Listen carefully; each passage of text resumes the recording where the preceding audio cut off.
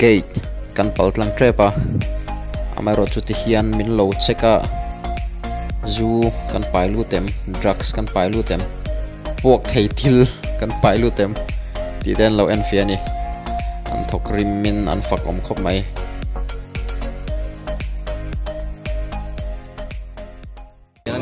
kong chak lama hian hei tui an lo tia eng association nge chu ka thelawa ei ka then pa hian lei sak don nin alang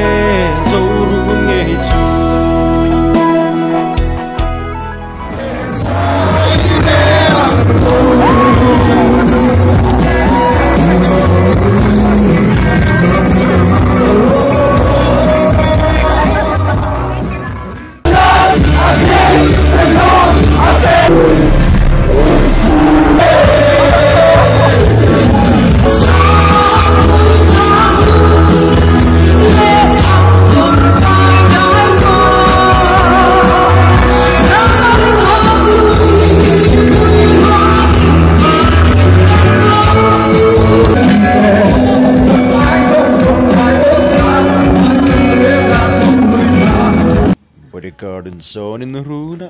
kan hona tour Mizoram University dai initiative in atop thleng talovin kan hoa amaro chu hei sinot book room kan peng loka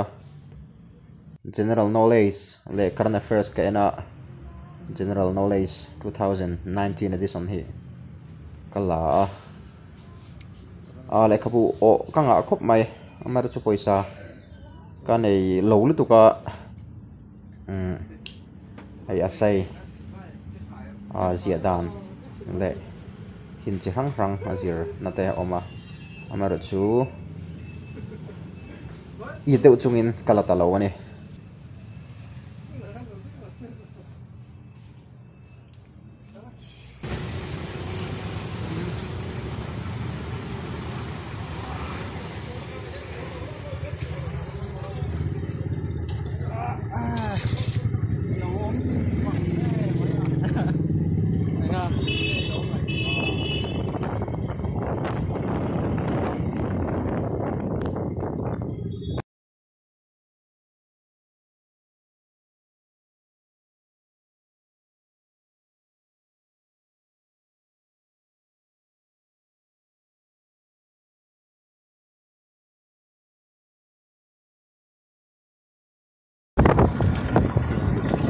kan thing le ta hostel